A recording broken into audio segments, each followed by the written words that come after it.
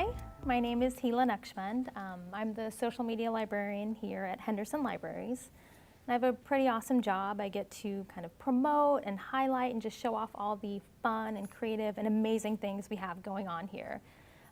Thursdays in this very room, we do a Tai Chi class.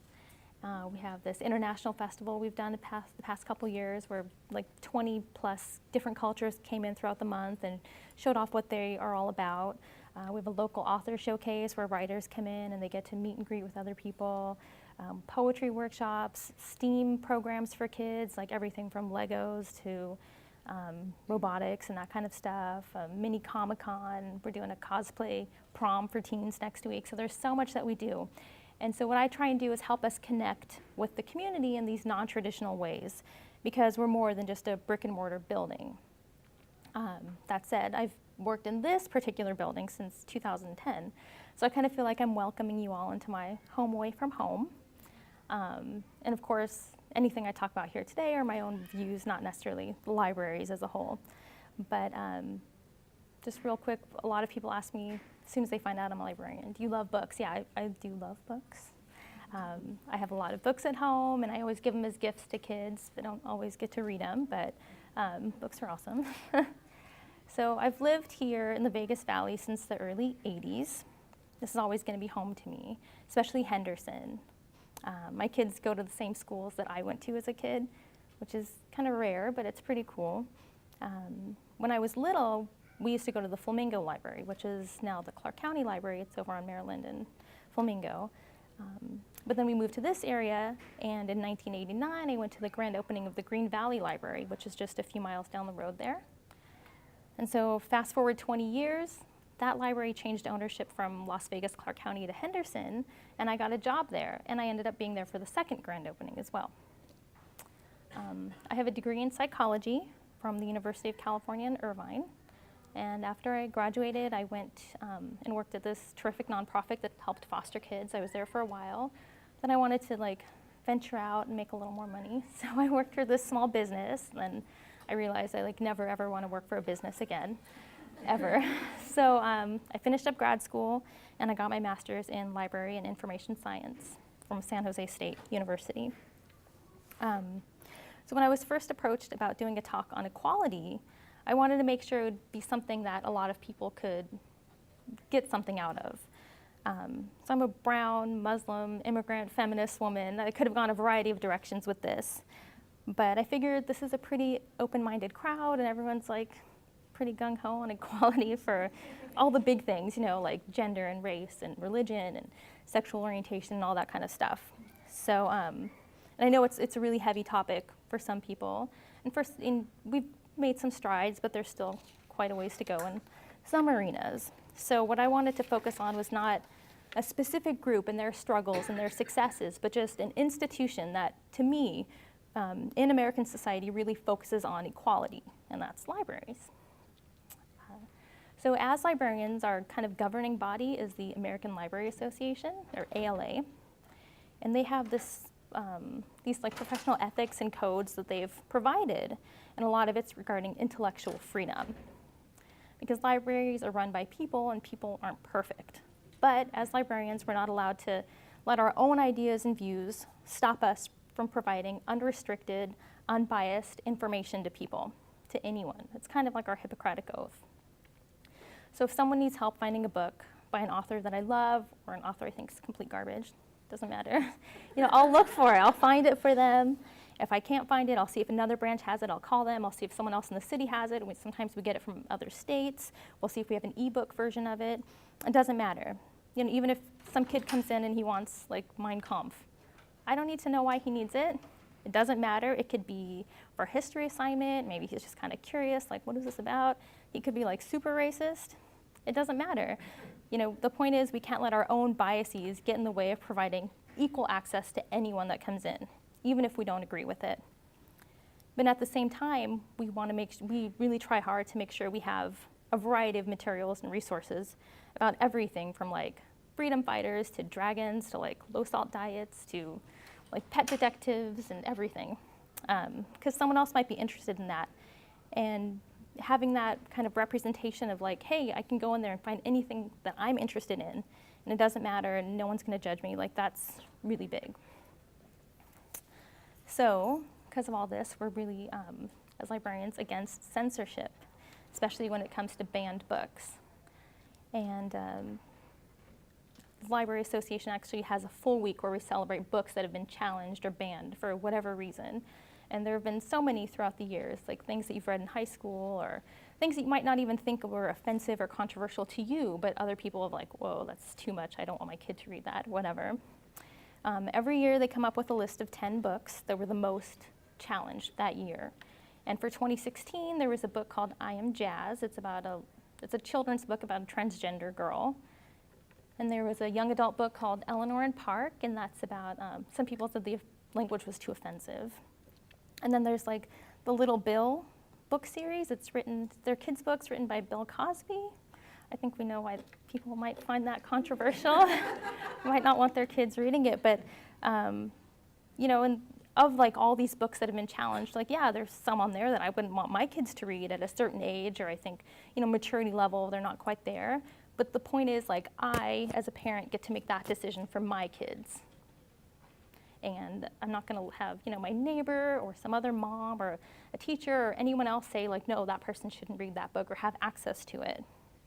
Because we all get to make our own decisions, and we need to make sure that, you know, what I think is good, someone else might not, or vice versa, but it doesn't matter. We have that available to everyone. So to jump back to ALA, they have a conference every year. And a few years ago, it was here in Vegas. And I had read on slate.com about this photographer, and he wanted to kind of break some stereotypes of librarians, you know, like these old white cat ladies that are like, shh, all the time. So he went to some earlier conferences, and he took pictures, and he was going to come to the Vegas conference. And he put out a call for librarians to take pictures of them, just to kind of show off like the diversity of the people working in the field and like all the important things they're doing. So a friend of mine who I worked with here and we went and we got our pictures taken and then didn't hear anything. But a few years later, I found out that along with a few hundred other librarians from around the world, we ended up in this book called This Is What a Librarian Looks Like. This book, we have copies here, but it just came out in May. It's at every bookstore too. And I just wanted to read what I had shared with him. I was born in Afghanistan, and at the time there were no public libraries. My mom worked at the library at the U.S. Embassy. When the war started, and we left. But libraries have always played such a huge role in my life growing up. I can't help but think what a huge impact public libraries would make in countries like Afghanistan. A place where everyone, regardless of gender, ethnicity, religion, age, income, is equal and gets the same free access to information, history, knowledge, and power, just like I was able to get. And that's what inspires me to be a librarian. So you can see my love for libraries kind of started in the womb, and it never went away. But I think what changed was my realization that, you know, libraries I thought were just this magical place for me where I can get access to anything I wanted. But as I discovered later on, you know, like they could be a magical place for anybody. They weren't always this way. I'm going to back up a little. I don't know if anyone's familiar with the March graphic novel trilogy. So it's there's this Congressman, John Lewis. He is still a civil rights leader. He worked with Martin Luther King. He's been around for a long time. And so one of his assistants and another artist, they wrote this trilogy about his time during the civil rights era. And it's just this fantastic series, so I highly recommend it if you haven't read it or anything. But it was awarded, the third book was awarded the National Book Award last year. And so Mr. Lewis went up to accept the award, and he starts crying, and every time I watch it, I'm just like, oh. But he's talking about when he was 16, it was like 1956, and he was this poor kid. He loved reading because one of his teachers, when he was a little kid, really emphasized how important it was to him. But he went to the library to check out books, and the librarian there told him, no, library cards are just for white people. And it's like, that blows my mind. That was like 60 years ago. That's just insane to me. Because now, when I look at the library and I see these families coming in, I see people coming in, I know they're like new to this area or maybe new to the country, and they come in with their kids and their families, and they know this is a place where it's a safe place. They're not going to be judged. People want to help them, and we really celebrate diversity. So I really can't think of any other institution in society that offers all of this to people, and it's all free. You know, whether you want to learn or explore, or like better yourself, or just, you know, escape reality for a little bit, like, we got you. Just come in. We have everything you need.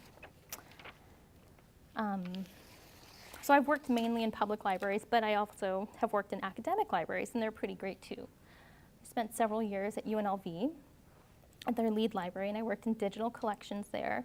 And so what we did was we took archival material from their special collections and we digitized them, so usually scanning them. So they could be like photographs or documents, flyers, letters, maps, like all over the place. And then we'd add information to those so that people could search for them easily. So it was really cool because I got to learn a lot about like Southern Nevada history and from these firsthand sources. But what was even better was that we were making all this material accessible to anyone in the world. Like, archives are super important because they house and they protect all this valuable information, but having these digital collections makes it accessible to anyone. And there's no limitation, like you don't have to be in that building, you don't have to have special permission, it could be 24/7, you have access to all this great info. So I can go on and on about all these amazing instances and examples of libraries just like fighting the good fight and doing what they can, but I kind of wanted to end with one last little thought.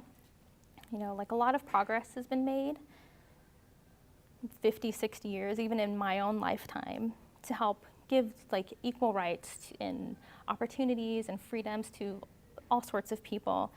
And there's still quite a ways to go in some areas, and I know it's kind of crazy right now, the political climate and all, but I just think it's really important to show children, you know, starting from a young age, like, that they don't have to accept these kind of inequalities that their parents or grandparents may have faced. You know, whether it's like your own kids or nieces, cousins, like any kids you're around, it's really important to kind of emphasize this for them. And so this was, you saw it in the video there, but a few days ago, a friend of ours tagged us on Facebook, my husband and I, and she's like, oh, I just got the new I just looked through this Ms. magazine, and the issue was on the Women's March, and she opened it up, and there's a picture of my kids, like, with their homemade signs from when we took them to the Women's March this past January, and we didn't even know this was in the magazine or whatever, and I tried to pay her. I was like, oh my God, she picked them up for me at this bookstore in California, and I tried to pay her, and she's like, no, I think just what you guys are doing is, you know, you're teaching them young, and you're kind of helping them pave the way, and we were just trying to do what we thought was right, you know, show them that they have, no matter what's going on, like, as long as they try hard, there shouldn't be any reason, like, whether because they're girls or because they're brown or whatever, that will stop them from being able to achieve what they want to, and that there's so many people out there that want to support them and their friends and their future. So I just thought that was really cool. And sorry, I'm a little shaky here, but I just want to thank you for listening to this. Like I said, I'm usually not on the front end of things. I'm kind of behind the scenes, taking pictures and helping to promote the library and stuff. So, so if anything else, just, like, you know, go renew your library card and just take advantage of all these great services that we have. And if anyone has questions, I'd love to answer them.